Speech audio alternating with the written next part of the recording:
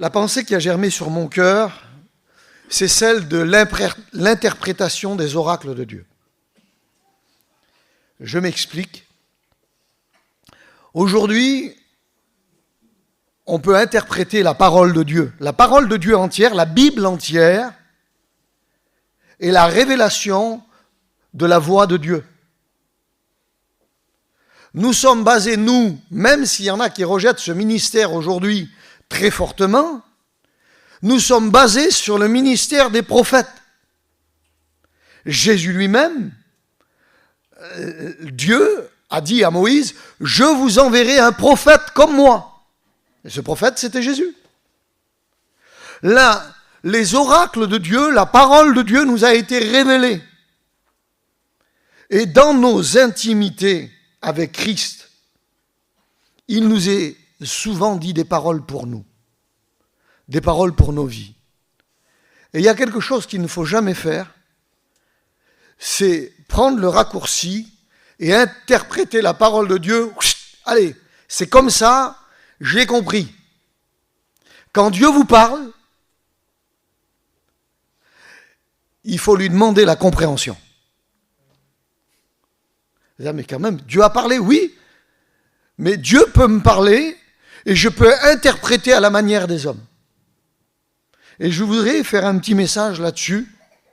Je vous parlerai de l'apôtre Paul, qui a été quelqu'un qui a été dans sa révélation de ce qu'il a reçu. On va tout de suite entrer dans le message. Il a reçu pour sa part, quand il s'est converti, et je rappelle qui était Paul, parce que c'était aussi, je pense que ça fait partie du message ce matin, même si ce n'est pas dans le thème du message. Paul, choisi par Dieu, Dieu choisit un meurtrier. Quand même bizarre. Hein? L'élection de Dieu, Paul, il respire la crainte et la menace, et il approuve le meurtre d'Étienne, il garde les vêtements de ceux qui lapident Étienne, choix de Dieu, l'élection de Dieu. Je ne sais pas, excusez-moi, mais moi, j'aurais jamais choisi un homme comme ça. J'aurais pris un homme gentil, un homme brave, un homme doux, qui voulait un homme simple, mais pas un Paul, pas un enragé. En plus, il était enragé, cet homme-là, il martyrisait l'Église. Il avait des lettres pour tuer les chrétiens, je ne sais pas, je n'aurais pas choisi, moi. L'élection de Dieu est des fois bizarre. Le Saint-Esprit disait ça sur mon cœur ce matin. J'ai le droit de m'exprimer librement. Hein? Je n'aurais pas choisi Salomon, moi. Salomon, le fils d'une femme qui s'est mal tenue dans son foyer, qui a fait des bizarreries, son homme, il en est mort, c'est quand même sa mère qui l'a élevé, à Salomon.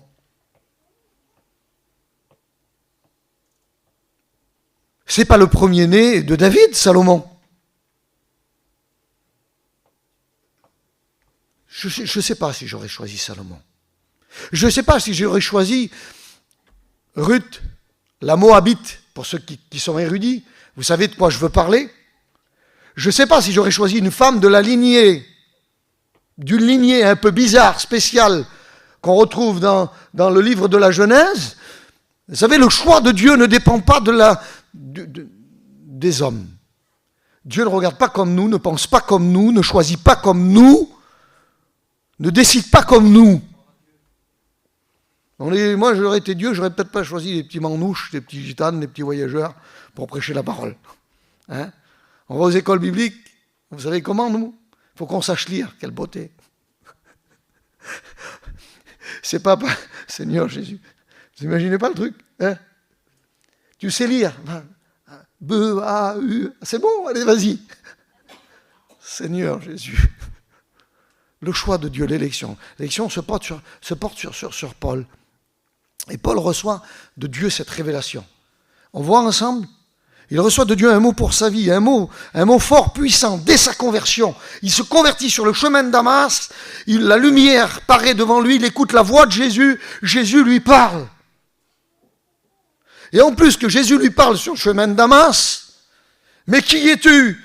Je suis Jésus que tu persécutes. Il se révèle à lui des écailles tombent sur ses yeux, il devient aveugle. Et du temps qu'il est dans la maison d'un homme, Dieu lui parle. On lit ensemble, Acte 9, verset 15. Mais le Seigneur lui dit, il parle à un homme qui s'appelle Ananias. Et cet homme, Ananias, reçoit la révélation de Dieu qui doit aller prier pour Paul. Mais il dit, mais Seigneur, il tue tout le monde, il respire la menace. Tu veux m'envoyer vers cet homme? Il attrache. Il ne sait pas si ce n'est pas une épreuve de Dieu pour lui. Vous voyez, on est humain dans notre interprétation des fois de la direction de Dieu. Ben, Ananias, il est dans le message que je vous dis. Seigneur, comment tu veux m'envoyer vers Paul? Mais il est venu avec des lettres pour tous nous faire tuer. Il dit, Seigneur, écoute, Ananias, et je lis avec vous. Mais le Seigneur lui dit, écoute, va, car cet homme est un instrument que j'ai choisi. L'élection de Dieu était sur lui, la choix de Dieu était sur lui. Je l'ai choisi pour porter mon nom. Écoutez, la révélation, elle est là. Paul connaît son ordre de mission. Il l'est choisi pour porter mon nom devant les nations, devant les rois, devant Israël. Moi, j'aurais dit le contraire. Parce que c'est ce qu'il a dit aux 11. Jérusalem, Samarie et les nations. Jusqu'aux extrémités de la terre. Mais Paul, lui, il a un ordre de mission à l'envers. Dès qu'il se convertit, Dieu parle dans son cœur. Il est dans une maison aveugle et Dieu est en train de lui parler. Il dit, voilà, tu vas souffrir ça, il va se passer ça dans ta vie. Il y aura ça, il y aura ça, il y aura ça. Dieu est en train de lui parler et de lui dire, je lui ai montré ce qu'il doit souffrir pour mon nom. Dira le verset 16. Et si on lit l'épître aux Galates, ça confirme ce que je dis et ça affirme ce que je dis. L'épître aux Galates, au chapitre 1er, verset 15, mais lorsqu'il plut à celui qui m'avait mis à part, il donne son témoignage, Paul. Dès le sein de ma mère, et qui m'a appelé par sa grâce, de révéler en moi son Fils, afin que je l'annonçasse parmi les païens. Il reçoit la révélation de Dieu. Vous ne trouvez pas une bizarrerie que quand Paul part avec Barnabas, de suite il se tourne vers les païens? C'est deux juifs, deux érudits. Et quand les juifs les négligent, ils partent vers les païens parce qu'ils ont parlé ensemble. Barnabas et Paul ont un appel commun. Mais je voudrais vous montrer que dans ce qu'il a reçu là, vous allez voir, je ne veux pas vous faire de mystère, hein, la Bible, elle se révèle, elle s'explique d'elle-même. Paul va prendre un temps où il ne va rien dire. Il ne va pas dire un mot. Il ne va pas dire un mot, parce que si on fait la lecture de sa conversion, Acte 9, écoutez bien, Ananias prie pour lui, les écailles tombent de ses yeux, qu'est-ce qu'il fait? Aussitôt il prêche. Aussitôt il prêche dans les synagogues, il ne va pas vers les païens, que Christ est le Messie, et il démontre par les Écritures que Jésus est le Messie qui était attendu par Israël. Et à cause qu'il prêche tellement bien, c'est un érudit, Paul, à cause que le Saint-Esprit s'est révélé pendant ces quelques jours-là, ces quelques temps où il était aveugle, il est là en train de dire, écoutez, c'est lui qu'on attendait, c'est lui, il est là, il fait tellement bien qu'il casse les pieds à tout le monde, et là on décide de le marave. Il y en a qui veulent le tuer, il y en a qui veulent lui faire du mal, et lui, il garde les portes de la ville, et Dieu lui avait montré ce qu'il devrait souffrir pour son nom. Et il est descendu par une petite corbeille sur les murailles de Damas. Il est descendu pour échapper aux mains des Damascéens. Et écoutez bien. Mais pendant la nuit, les disciples le prirent et le descendirent par la muraille dans une corbeille. Ça c'est le verset 25. Et le verset 26 nous dit, lorsqu'il se rendit à Jérusalem, Saul tâcha de se joindre à eux, mais tous le craignaient, ne croyant pas qu'il fût disciple. Verset 27, alors Barnabas, l'ayant pris avec lui, le conduisit vers les apôtres. Là, il voit tous les apôtres. D'accord? Alors, si on comprend la lecture là, et qu'on fait la voyageur, on fait un raccourci, on se dit que quand il s'est converti, directement, il a vu les apôtres. Ben non. Il a la révélation de tout ce qu'il doit faire.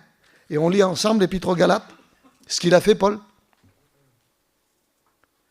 Paul, il est révélé qu'il doit aller vers les païens. Paul connaît son ordre de mission. Dieu lui a parlé, il sait ce qu'il doit faire. Et quand il est descendu de la corbeille, regardez ce qu'il dit de son témoignage.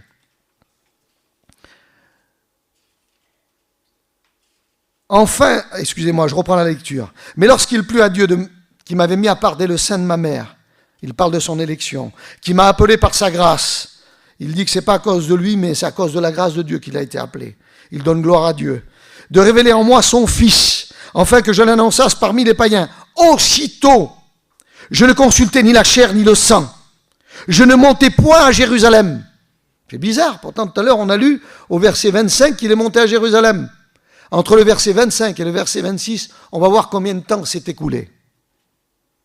Je ne montais point à Jérusalem, vers ceux qui furent apôtres avant moi. Mais je partis pour l'Arabie. De Damas, il va à l'Arabie. Arabie, je répète le mot arabe. Arabie, c'est désert. Il va au désert. Il va au sud d'Israël. Il va vers Horeb. Il descend en Arabie. Quelle bizarrerie, mais Paul, qu'est-ce que tu fais? Écoutez bien. Puis je reviens encore à Damas, 3 ans plus tard. Pendant ces 3 ans-là, il n'y a pas une église qui est montée. Il n'y a pas une évangélisation de la part de Paul. Jamais Paul écrit une lettre en Arabie. Jamais Paul écrit aux églises d'Arabie. Qu'est-ce qu'il fait pendant ces 3 ans? Mais pourquoi tu t'es mis en stand-by? Pourquoi tu t'es mis en arrêt pendant 3 ans, Paul? Paul mûrit et est en train de laisser Dieu l'instruire sur ce qu'il doit faire. Il n'interprète pas la révélation de Dieu. Vous savez ce qu'on aurait fait, nous, les petits voyageurs? Ça y est, je dois aller vers les nations. Elle est où, la voiture? On monte dans la voiture, on y va. Quand Dieu te parle, laisse Dieu agir. Quand Dieu te parle, laisse le temps de Dieu s'accomplir. Pendant ces 300, il ne fait mention à personne de ce qui est en train de se passer dans sa vie. Et si les érudits le savent, et la lecture l'explique, pendant 3 ans, Paul ne fait rien. Sans doute qu'il a prêché, bien sûr, parce que Paul prêchait. Mais il ne part pas dans son ordre de mission. Et écoutez bien, je montais à Jérusalem pour faire la connaissance de Céphas, et je demeurai 15 jours chez lui. Mais je vis aucun autre apôtre. Qu'est-ce que nous a dit le verset 26 d'Actes 15, d'Actes 9? Il vit tous les apôtres. Luc, c'est pas un menteur. La Bible, elle ne ment pas, elle ne dit pas des bêtises. Mais le témoignage de Paul est anachronique dans le chapitre 9 du livre des Actes. Et Paul, il est en train de donner la chronologie de ce qu'il a fait. Et il dit qu'il voit Pierre, mais entre-temps, Pierre, il y a Acte 10. Et Acte 10, ça vient juste après Acte 9. Les érudits, qu'est-ce qu'il y a Acte 10? La conversion des païens. Paul, quand il monte vers Pierre, il ne parle même pas à Pierre de ce que Dieu lui a parlé pour les païens. Paul ne dit rien à personne. Mais t'es un bizarre, Paul. T'es James Bond. Tu fais des secrets. Qu'est-ce qui se passe? Vous avez vu comment qu'on est, nous, quand Dieu nous a parlé? On sonne de la trompette. Vous avez jamais remarqué ces gens où Dieu leur parle tous les 4 matins? Mais quand Dieu te parle, attention, n'interprète pas. Ne fais pas comme dans Jean 21, 21, quand Pierre a parlé à Jésus et lui a dit, mais, et lui, Seigneur, il parlait sur Jean, son collègue de travail, et lui, qu'est-ce qui viendra de lui? On le lit ensemble? Regardez, ça tombe bien dans ce que je vous dis là.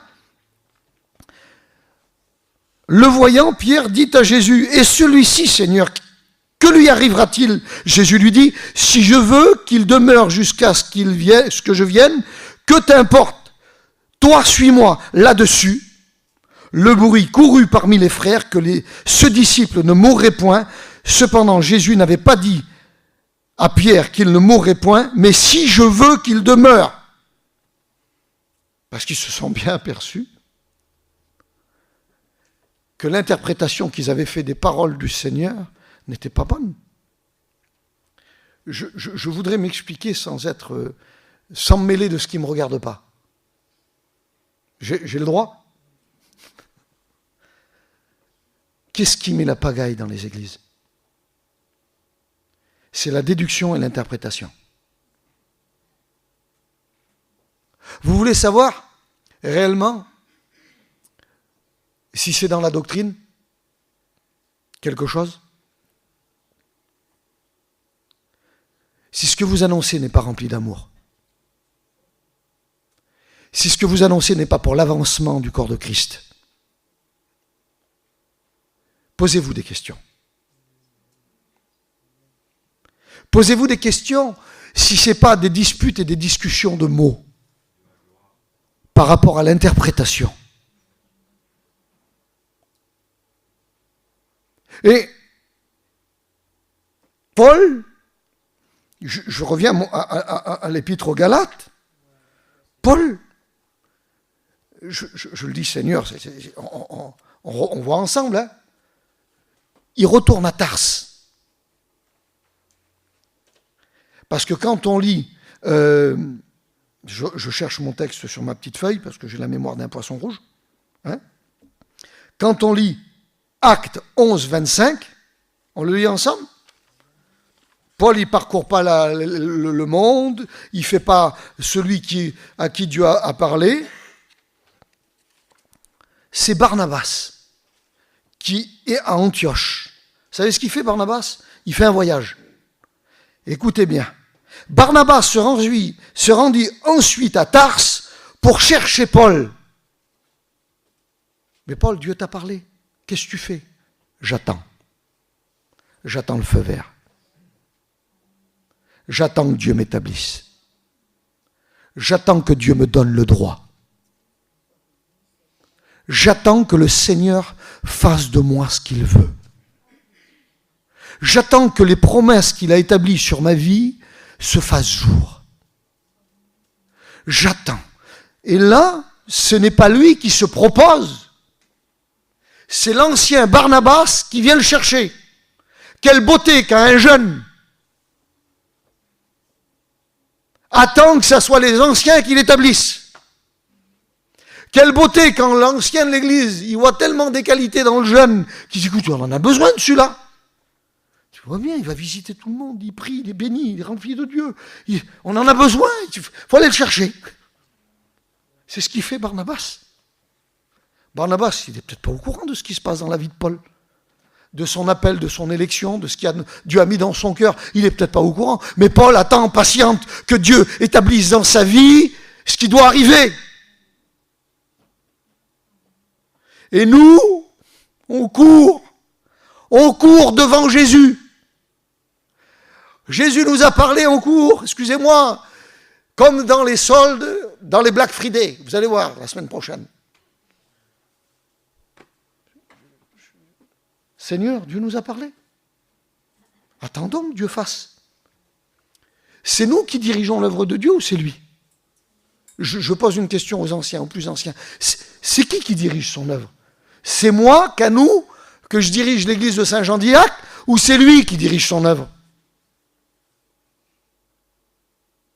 Pierre n'a-t-il pas dit qu'on est retourné vers le berger, le gardien de nos âmes? C'est qui le berger? C'est qui le bon pasteur? C'est qui doit faire l'œuvre? C'est Jésus.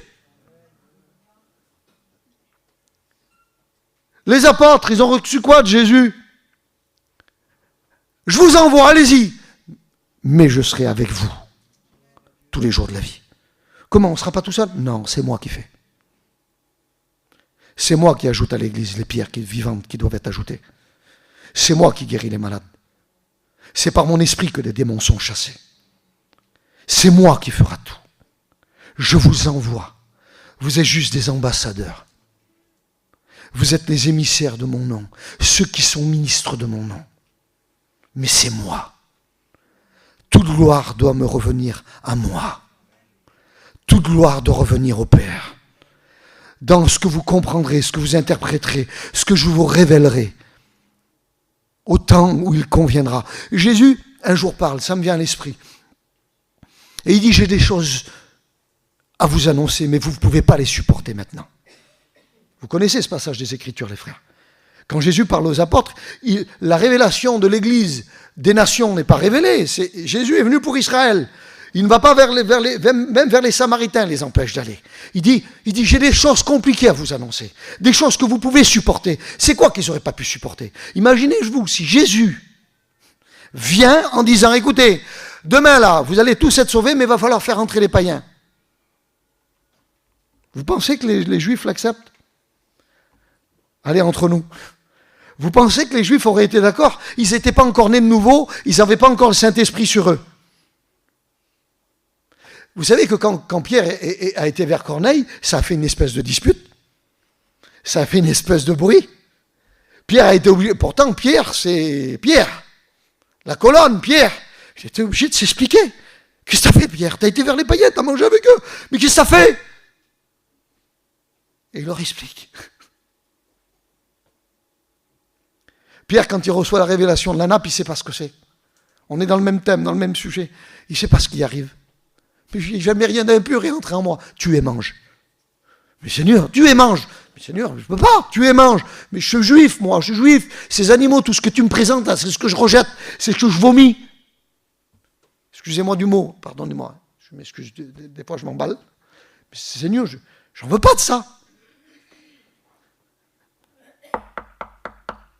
On cherche à nommer Pierre dans la maison de Pierre.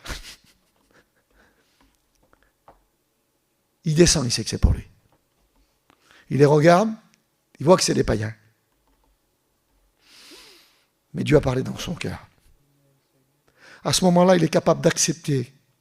Si pendant que Jésus était sur la terre, il n'était pas capable d'accepter, mais à ce moment-là, c'est le Pierre qui a renié Jésus. C'est le Pierre qui a su dire à Jésus, moi je ne ferai jamais rien, je serai toujours avec toi, j'irai à la mort. Et il a vu qu'il a pris des bûches, il a trébuché, il a fait n'importe quoi. Il est revenu sur le bord de la plage, dire je t'aime Jésus, oui, je t'aime Jésus, oui j'aime mes frères. Parce que quand Jésus lui parle, il ne lui dit pas, vous savez l'orgueil, la prétention, ça vous éloigne de vos frères. Et je fais une petite note, je la glisse dans mon message. Pierre, quand il arrive devant Jésus sur cette plage de la mer de Galilée, il ne parle pas de l'amour de Dieu. Hein. On a interprété ça. Je ne sais pas comment ils ont interprété les gens. Mais moi, je lis ma Bible et je n'ai pas d'hébreu, mais j'ai l'Strong. Donc je sais aussi, comme les collègues. Si vous lisez en, hébreu, en grec ce qu'il lui dit, il lui dit agapéo. Et agapéo, ce n'est pas l'amour de Dieu, c'est l'amour fraternel. C'est Pierre, m'aimes-tu de l'amour fraternel? Pourquoi tu dis ça, Pierre Jésus? Parce que dans son orgueil, Pierre, c'est charavé, c'est un vantard. Parce qu'il a trahi Jésus. Pierre, écoutez comment que ça découle de source dans l'explication du verset. Pierre, m'aimes-tu de l'amour fraternel? As-tu de l'amour fraternel? Oui, Seigneur. Paie mes agneaux. Est-ce qu'on peut paître le troupeau de Dieu sans amour fraternel? Si je n'ai pas de l'amour pour mes frères et sœurs, est-ce que je peux paître le troupeau de Dieu? Ce n'est pas possible. C'est ce que Jésus est en train de dire. Écoute Pierre, tu m'aimes à moi? Oui, moi tu m'aimes, je sais que tu m'aimes. Mais est-ce que tu aimes tes frères? Est-ce que tu vas être capable de les aimer? Pour t'occuper d'eux? Pour t'occuper de la brebis, de l'agneau, est-ce que tu vas être capable de les aimer? Et là, Pierre, il réalise devant ces hommes-là, Seigneur, j'ai interprété, je me suis charaf. Allez, j'extrapole, je romance, c'est pas écrit. Mais il a appris de Jésus, qu'il faut qu'il écoute Jésus, et qu'il se taise, et qu'il suive ce que Jésus lui dit. Jésus lui avait dit, tu vas me renier, tu vas me trahir. Non, je ne te trahirai pas. Mais là, c'est pareil. Écoute, mange ce qui est impur. Bon, ben écoute, Seigneur, je les suis. Il arrive dans la maison de Corneille. Écoutez bien, il ne parle pas du Saint-Esprit. Faites la lecture. Il ne parle pas du Saint-Esprit, là. Il dit juste, Jésus mort et ressuscité. La prédication, vous la lisez, elle ne dure même pas 3 minutes dans la lecture. Le Saint-Esprit tombe sur eux, ils sont tous baptisés du Saint-Esprit. Excusez-moi, il n'y avait pas les réseaux sociaux. Hein. Le baptême du Saint-Esprit, les gens n'étaient pas au courant. Aujourd'hui, même encore, vous allez dans certains lieux, c'est quoi le baptême du Saint-Esprit? C'est quoi parler en langue? Corneille, il n'est pas au courant du baptême du Saint-Esprit. Mais pour montrer, pour attester que Dieu a choisi les païens, tu ne leur as pas enseigné, tu ne leur as rien dit, mais moi, je les baptise du Saint-Esprit. Qu'est-ce qu'il fait, Pierre? Bouche bée, bon, ben écoute, tu les as choisis, je me tais, c'est ton choix. Élection. Et je reviens, parce que je m'égare un peu, je reviens à ma petite prédication sur l'interprétation. Comment que ça a dû être dur pour Paul de maintenir ça dans son cœur pendant des années. Mais d'un seul coup, Barnabas vient le chercher. Et l'ayant trouvé, il l'emmena avec lui à Antioche pendant toute une année. Ils se réunirent aux assemblées de l'église et ils enseignèrent beaucoup de personnes. Et ce fut à Antioche que pour la première fois les disciples furent appelés chrétiens.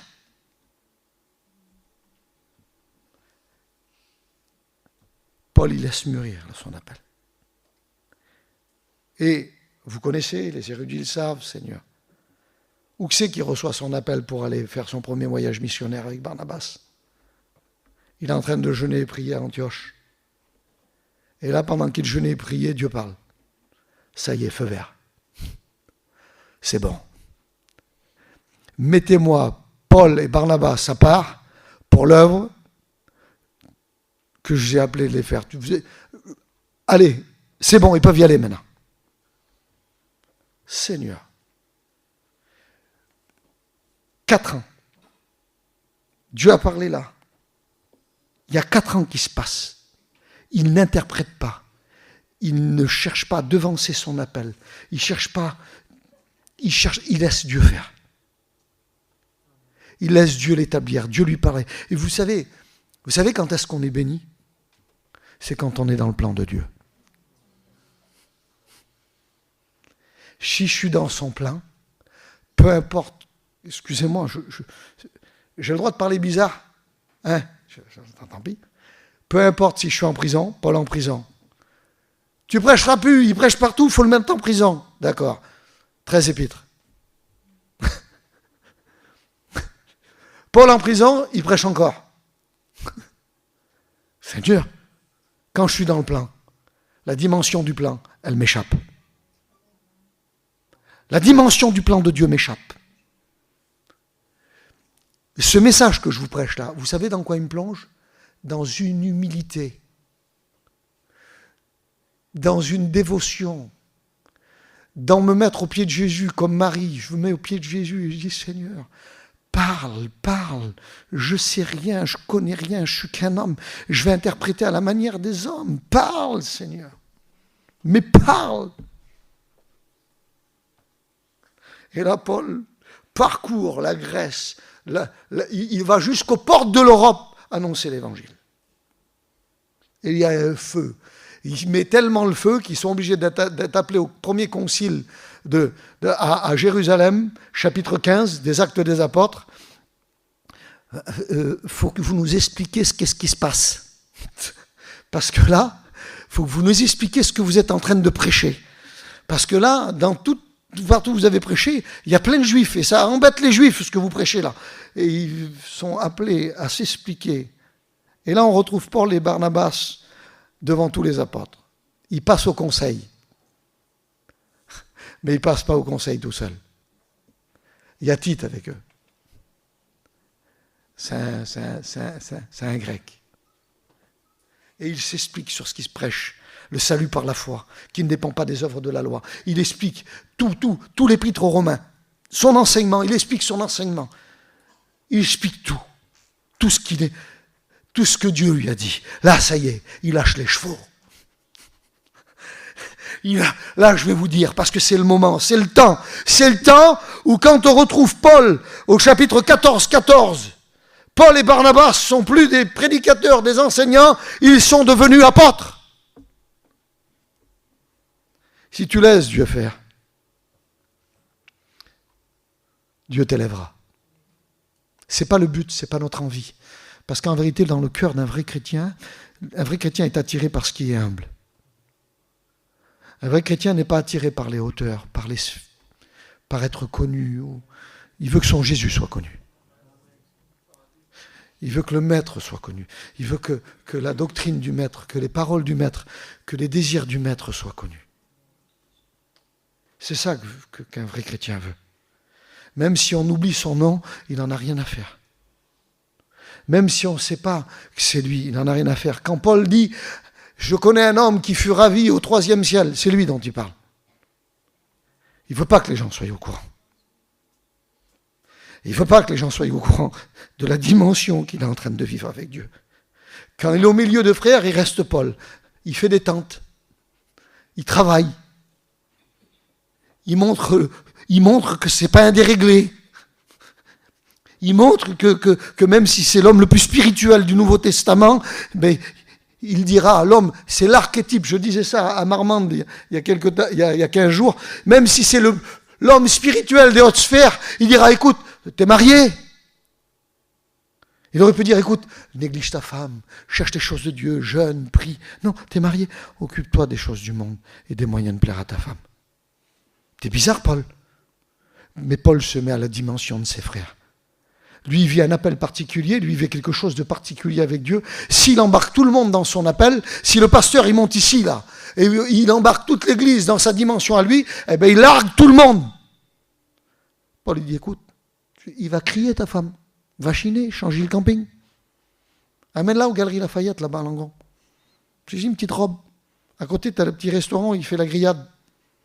Tu l'amènes un petit peu au resto, ça va y plaire. Hein? Mais en Jésus toujours. En Jésus.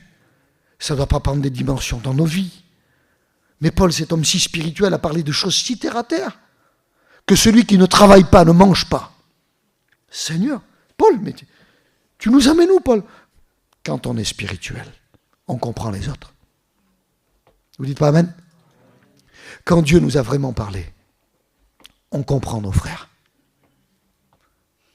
Et on sait ce qu'il y a. Vous savez, il y a des choses que Paul n'a pas pu vivre. Les disputes des enfants. Il n'était pas marié. Ben oui. L'engueulade avec sa femme. Ça m'arrive, moi, de temps en temps. Je vous fais une petite confession. Ça m'arrive de m'engueuler avec ma femme.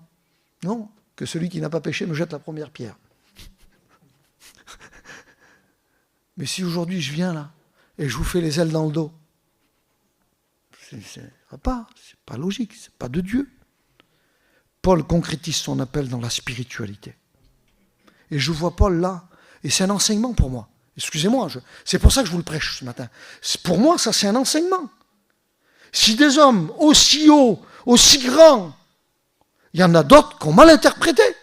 Samson. Je vous fais l'exemple de Samson, je prends quelques minutes, je ne veux pas être trop long. Samson, quel appel Samson? Il vient vers son père Manoach, sa mère d'abord. Après Manoach, il vient. L'ange de l'Éternel. Excusez-moi, qui c'est que sa naissance a été annoncée par l'ange de l'Éternel? Est-ce qu'il y en a un parmi nous qui se manifeste? Non? C'est quand même spécial son appel à lui. Il sera consacré dès le sein maternel, comme ça. Il sera naziréa. Il boit... Seigneur Jésus d'amour, il ne boit pas d'alcool, ce garçon. Il vit une mise à part. L'Esprit de Dieu est sur lui. Maman, Seigneur, quelle beauté. Qu'est-ce qu'il a fait de son appel? Qu'est-ce que Samson a fait de son appel? Il ne devait pas approcher une vigne. À Langon, il aurait été embêté. À Bordeaux, il aurait été embêté, ce garçon-là. Il ne devait pas approcher une vigne. Il ne devait pas toucher un animal mort. C'était la loi du naziréat. Il ne devait pas se souiller.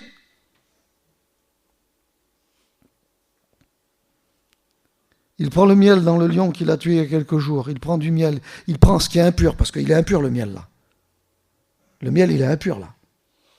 Il est dans un animal mort, il est impur. Il prend ce miel là et il le donne à ses parents. Il souille ses parents. Vous savez, quand on fait n'importe quoi de son appel, et quand on se croit grand, qu'on croirait qu'il n'y a rien qui nous touche, ben, le diable nous touche. Parce qu'on tombe dans l'orgueil. C'est ce qui arrivait avec Samson. Samson, au départ, Dieu lui dit, tu te prendras la Philistine là-bas. Ah, parce que Dieu fait ce qu'il veut. Déjà des choses qu'on ne comprend pas, Seigneur. Je veux pas mal interpréter, et je ne veux pas donner des endroits au péché. Un chrétien ne se marie pas avec une inconvertie. C'est interdit, interdit, interdit. Interdit, la doctrine l'interdit. Interdit. 2 Corinthiens 6, 14. Je connais ma Bible. Interdit. On ne mélange pas les ténèbres et la lumière, le Christ et Bélial. Interdit. Mais Dieu fait ce qu'il veut. Il dit à Samson, tu te maries avec la Philistine. Il dit à Osée, excusez-moi en vous respectant, tu prendras une femme adultère, tu prendras une femme de mauvaise vie. À Osée, le prophète, il dit, comment? Vous lisez, vous connaissez les garçons. Chapitre 1er d'Osée. Mais là, Dieu l'envoie dans une mission pour chercher chicane aux Philistins, pour commencer la guerre avec les Philistins. C'est de Dieu ce qu'il fait. Oui, mais Delilah, c'est pas de Dieu. Le petit mensonge égyptien, le nom Delilah, en arabe, ça veut dire petit mensonge. Et ce petit mensonge-là l'amène à sa perte. Parce que de son appel, le grand fort, il a dit quoi? Je m'en sortirai comme les autres fois. Il ne savait pas que l'Esprit du Seigneur s'était retiré de lui. Saül. Seigneur, j'ai peur d'être long, mais c'est pas grave, je me laisse conduire. Saül, choisi par Dieu. Saül, choix des hommes. Je ne sais pas, j'ai lu la Bible, moi. C'est pas les hommes qui ont choisi Saül. C'est Dieu. Où c'est que vous voyez marqué que Saül, c'est le choix des hommes? On a interprété ça, c'est toujours pareil, l'interprétation. Parce que le peuple a demandé un roi. Oui ou non? Le peuple demandait un roi. Oui, mais Dieu avait prévu dans la loi de Moïse, longtemps avant, quand le peuple me demandera un roi, vous allez prendre Dieu à défaut, vous. Tu feras un livre que le roi aura dans son vêtement. Il le lira tous les jours. Il ne faudra pas qu'il achète des chars en Égypte. Il ne faut pas qu'il aura des mariages comme ça. Il ne faudra pas qu'il fasse ceci.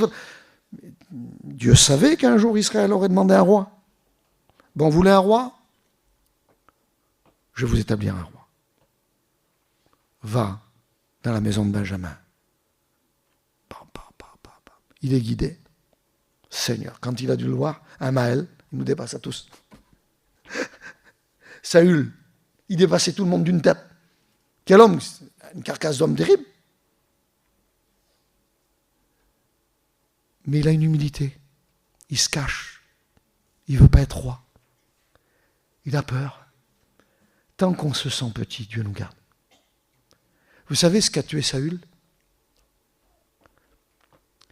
C'est parce qu'un jour il s'est mis du côté du peuple. Vous m'écoutez? Si les serviteurs se mettent du côté du peuple, vous savez comment on appelle ça? Une apostasie. C'est ce qu'Aaron a fait au pied de la montagne quand Moïse est monté 40 jours. Le peuple a commencé à gueuler, crier, il a eu peur. Mais imaginez-vous, Aaron, vous savez, Dieu fait ce qu'il veut. Saül, il voyait le peuple s'en aller, il a pris des années, il n'avait pas tout dévoué par interdit, il s'est mis du côté du peuple. Faisons attention. Dans nos interprétations de la Bible, et Samson a fini les yeux crevés, a fini loin de Dieu, parce qu'il a mal interprété, parce qu'il a fait ce qu'il ne fallait pas faire. Il a pris la place du sacrificateur. À cette époque-là, Dieu avait changé la donne. Je le dis, même si je ne vais pas me faire taper sur les doigts parce que j'ai les textes. On peut en discuter après. À cause des 2 fils d'Élie. Élie, pas le prophète, Élie le sacrificateur.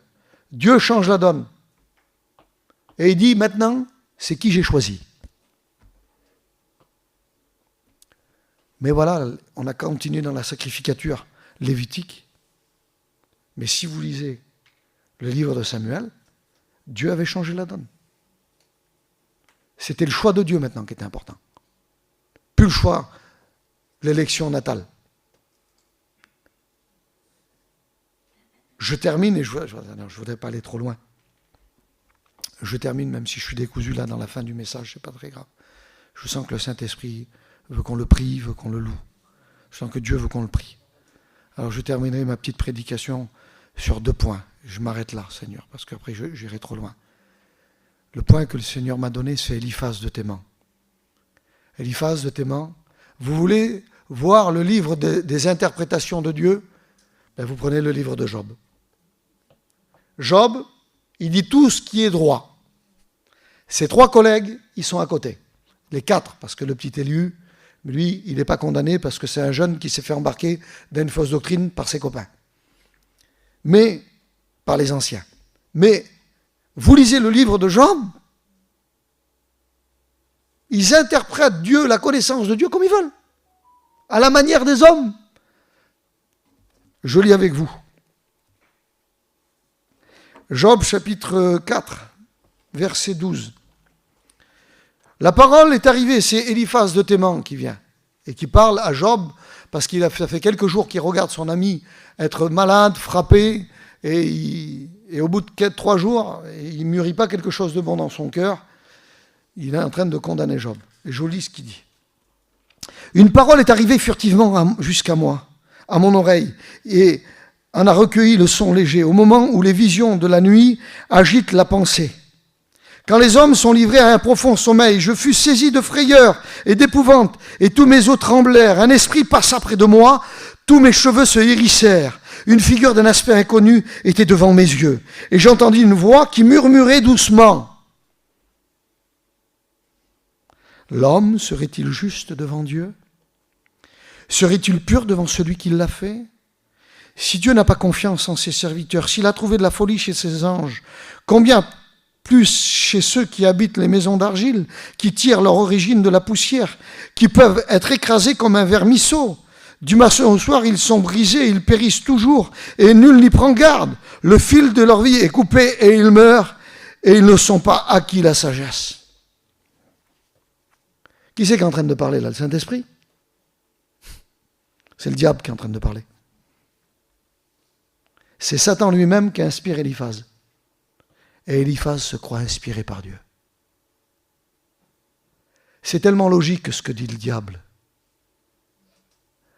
L'homme serait-il pur devant Dieu? Vous savez que ça, on en a fait un cantique. Les paroles du diable, on en a fait un cantique dans la mission. L'homme serait-il pur devant Dieu? Et Dieu parle tantôt d'une manière et tantôt d'une autre. C'est Élu qui le dit dans le même livre en répétant les paroles d'Eliphaz de Théman. Dieu ne parle pas tantôt d'une manière et tantôt d'une autre. Dieu parle dans la pureté, la droiture et la vérité.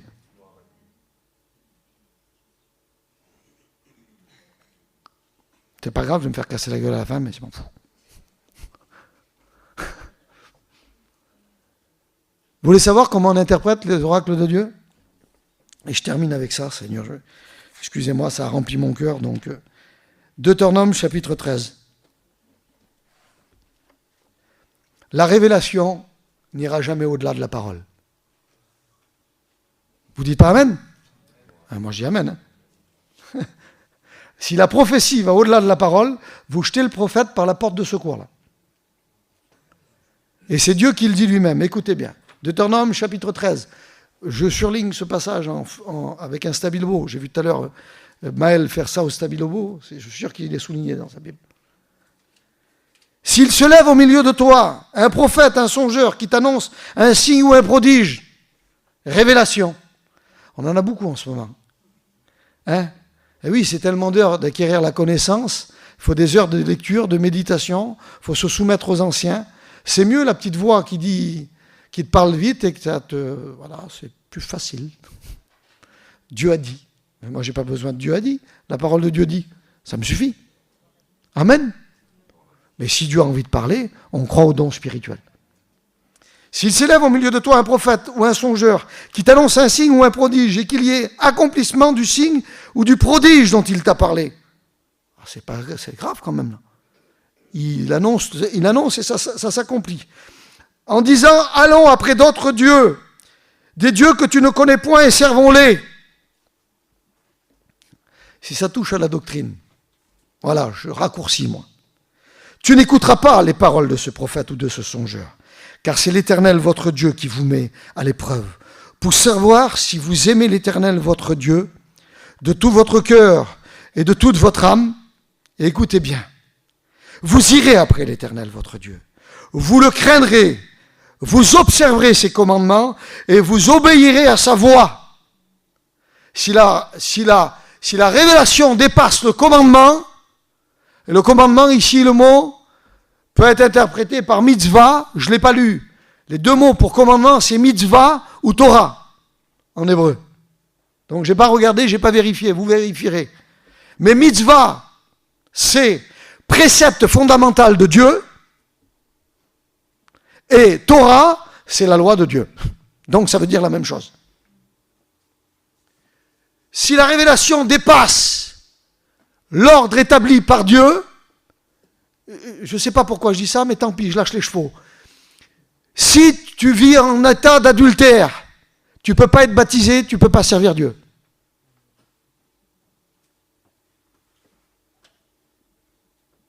Oui, je t'ai prophétisé. Rien à faire. Tu ne corresponds pas. Oui, mais j'ai été baptisé là-bas dans l'autre mission. Ton baptême, il est nul. Le baptême sauve personne. C'est l'obéissance à la parole qui sauve les hommes. Et l'obéissance te dit de quitter ton foyer, de laisser ta femme ou ton mari. Excusez-moi d'aborder un sujet qui est des fois épineux, les garçons. Je m'excuse. Hein. Je me laisse porter par la prédication. Parce que c'est ce qui est choquant. On est venu me trouver pour ça hier. C'est pour ça que je vous en parle. On est venu me trouver pour ça. Et un petit jeune, il veut se baptiser, mais le problème, le foyer ne correspond pas. On fait comment? Zinda. C'est pas de Zinda, c'est la parole avant tout. Il n'y a pas de... Chez nous, on dit pauvrette. Canaille. Il n'y a pas de canaille, il n'y a pas de pauvrette. C'est la parole de Dieu avant tout. Je voudrais qu'on en reste là. Excusez-moi d'avoir été un peu long, mais j'en avais plein le cœur. Et je me suis exprimé avec liberté au milieu de vous. On prie le Seigneur ensemble. On prie le Seigneur et j'ai l'habitude de faire des appels quand je prêche. Excuse-moi, je sais pas si c'est bien biblique. On me dit que c'est biblique, pas biblique. Mais enfin, Jésus dit « Venez à moi ». Donc c'est un appel. Non? Josué dit « Choisissez qui vous devez servir ». Le choix est un appel. Venez près de moi. Celui qui doit servir Dieu, qu'il vienne là. Mais moi, je vais faire un appel ce matin. Est-ce que tu veux te placer en Jésus, dans l'humilité, et de dire, Seigneur, oui, tu m'as parlé. Maintenant, je crois que oui, je me trompais, je me suis fait du mal, Seigneur. Je sais que tu m'as parlé, mais maintenant, je veux te laisser agir. Alors, lève ta main, on va prier ensemble, Seigneur. Dis, Seigneur, moi, Seigneur, je veux me tenir à tes